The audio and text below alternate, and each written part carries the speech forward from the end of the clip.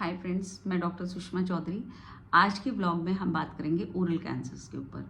आज के modern lifestyle में ओरल कैंसर बहुत तेज़ी से फैल रहा है, इसलिए मैं आज आप सबको अवेयर कराना चाहती हूँ कि ये अपीयरेंस इसका कैसा होता है, ये कहाँ कहाँ पर हो सकता है और कहाँ तक फैल सकता है, और कहाँ क्या इसके साइंस एंड सिम्टम्स हैं, इसका प्रिवेंशन क्या है और क्योर क्या है और ट्रीटमेंट इसका बेसिकली क्या होता है। तो सबसे पहले हम बात करें कि अपीयरेंस की। अपीयरेंस हम बोलेंगे कि अगर कोई भी अनवांटेड ग्रोथ हमारी ओरल कैविटी के अंदर हो, जो कि जा ही नहीं रही हो, ख़त्म ही ना हो रही हो आफ्टर ट्रीटमेंट भी, तो वो एक गंभीर विषय है, उस पर ध्यान देने की ज़रूरत है। और ये कहाँ कहाँ पर हो सकता है? It includes lips, the whole oral cavity, like lips, soft and hard palate, और buccal mucosa, inner part of the cheek, floor of the mouth, tongue और फेरिंग्स और थ्रोट तक ये फैल सकता है। तो कहाँ कहाँ पर ये दिखता है? इस जगह पर ये दिखाई दे सकता है ओरल कैंसर। तो अगर हम इसको अर्ली ट्रीट ना करें, अगर हम इसे टाइमली डायग्नोस ना कर पाएँ, तो ये जानलेवा भी हो सकता है। तो इसलिए मैं आज आपको इस टॉपिक पर इसलिए लेकर आ रही हूँ क्योंकि ये इतनी ज़्यादा जल्दी फैल रहा है, इतना ज़्यादा मॉडर्न लाइफस्टाइल हमारा यूथ है वो अपने आप को कि स्मोकिंग, ड्रिंकिंग, ये वो, इसमें अपने आप को बहुत इंडल्ज कर रहा है।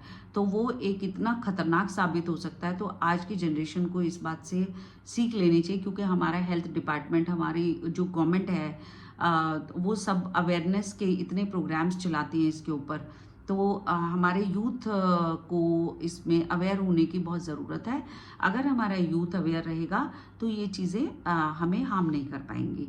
तो अब आते हैं हम अपीयरेंस के बाद और इंक्लूजन के बाद कि इसके साइंस एंड सिम्टम्स कैसे होते हैं, क्या होते हैं। सबसे पहले अगर कोई अनवांटेड स्वेलिंग होती है, मुंह के अंदर स्वेलिंग हो या कोई थिकनिंग हो या कोई लंप हो या कोई इरोडेड सरफेस हो, जो कि बहुत ही खुरदरा काइंड ऑफ बोलते हैं जिसको, और लिप्स के ऊपर हो, गम्स के ऊपर हो, या फिर ब्लैकनेस ऑफ गम्स हो, और टंग के ऊपर कोई भी वेलवेटी रेड पैच हो या फिर वाइट पैच हो जिसको हम लाइकन प्लैनस भी बोलते हैं, तो ये प्री कैंसरस लीजन है। तो अगर ऐसा कुछ है, या फिर अनएक्सप्लेन्ड ब्लीडिंग हो ओरल कैविटी के अंदर, या फिर इस केस में कि हमारे मुंह में हमारे मुंह से हम सब कुछ खा रहे हैं, मिर्च भी खा रहे हैं, नमक भी खा रहे हैं, मीठा भी खा रहे हैं, बट इतनी नमनेस है कि हमें पता ही नहीं चल रहा है, कोई भी टेस्ट नहीं आ रहा है, ना तो हमें मिर्च लग रही है ना नमक लग रहा है। तो ये भी एक साइन होता है इसका, क्योंकि आफ्टर ट्रीटमेंट भी मान लो अगर बहुत सारे अल्सर हैं और हम उसको लंबे टाइम से ट्रीट कर रहे हैं और उसके बाद भी वो ठीक नहीं हो रहे हैं, तो ये भी एक रीज़न है, prolonged ulceration in the mouth, in the oral cavity.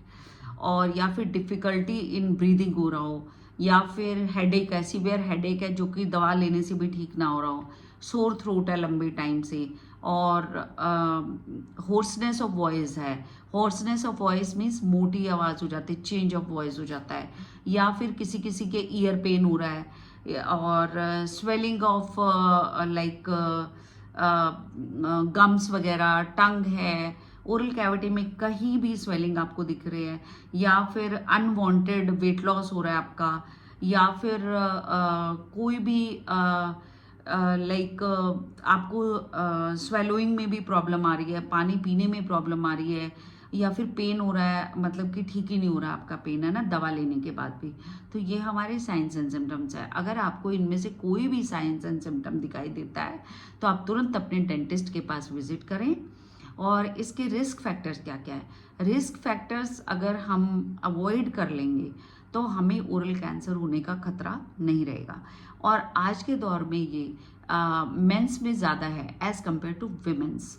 तो ये क्यों होता है? क्योंकि उनकी लिविंग हैबिट्स की वजह से, या कोई इसका एक साइन ये भी है कि लाइक इसका रिस्क फैक्टर हम बोलेंगे कि स्मोकिंग ज़्यादा कोई करता है, excessive smoking, excessive alcohol intake, excessive tobacco chewing. अब अव्वल बात तो ये है कि मैं ये कहना चाहूँगी कि इन सब चीज़ों से हमें दूरी रहना चाहिए, लेकिन excess of everything is bad. तो ये मैं कहूँगी कि एक्सेसिव अगर हो जाता है तो इसकी वजह, या फिर कोई फैमिली हिस्ट्री हो, या फिर एक्सेसिव सन एक्सपोजर होता है ना, या फिर लाइक फैमिली हिस्ट्री के साथ साथ ये पुअर डाइट अगर कोई लेता है, डाइट हमेशा बैलेंस डाइट लेनी चाहिए। पुअर हर एक के शरीर में, मैं आपको ये बताना चाहती हूँ, हर एक के शरीर में कैंसर सेल्स होते हैं, लेकिन वो एक्टिवेट किस में हो जाते हैं, यू नेवर नो। सो हमारा लाइफस्टाइल एक बहुत मैटर करता है, हमारा खान पान बहुत डिपेंड करता है उस पर। अगर हमारा लाइफस्टाइल, हमारा डाइट जो है बैलेंस रहेगी तो हम इन सब चीज़ों से बच सकेंगे। तो इसका ट्रीटमेंट क्या है? अगर हम अर्ली डायग्नोसिस हम इसको कर लेते हैं तो इसका ट्रीटमेंट मेनली ये है कि कहीं भी कोई लंप है अगर हमें दिख रहा है या इरोजन हमें दिख रहा है तो हम उसको treatment is followed by like surgery करने के बाद it is followed by radiotherapy या radiation therapy and otherwise chemotherapy. किसी किसी केस में कीमो, रेडिएशन, तो it depends upon the cases. और मैं last but not the least prevention बताना चाहूँगी। Prevention is better than cure, we all knows this.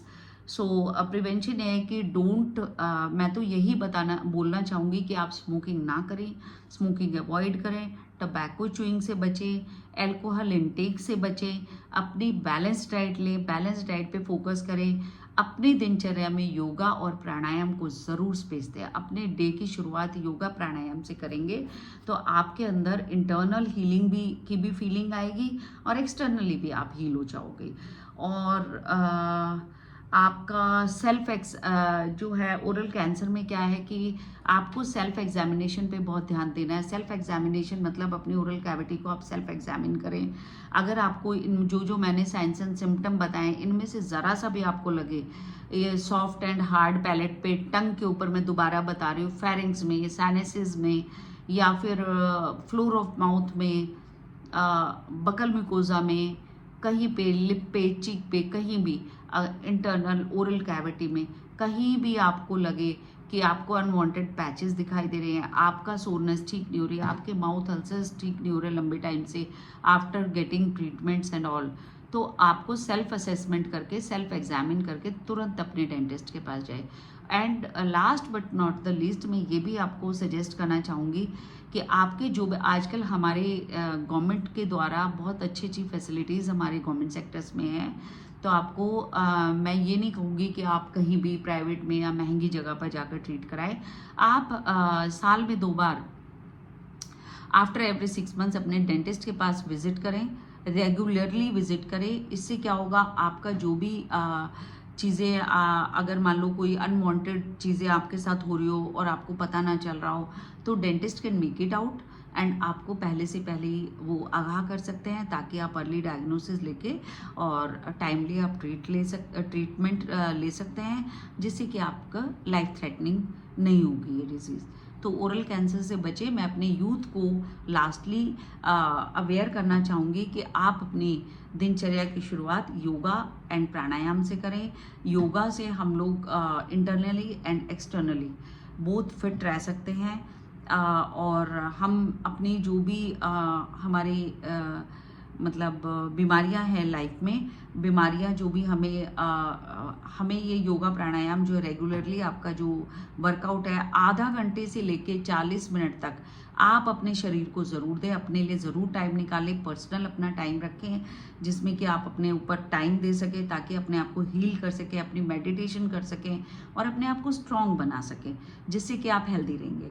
अगर आप हेल्दी रहेंगे तो ही आप अच्छा स्माइल कर पाएंगे। अगर आपके टीथ हेल्दी रहेंगे, ओरल कैविटी हेल्दी रहेगी तो ही आपकी स्माइल भी अच्छी रहेगी। सो इंटरनली अगर आप हेल्दी रहेंगे तो एक्सटर्नली आप ब्यूटीफुल लगेंगे। Thank you so much.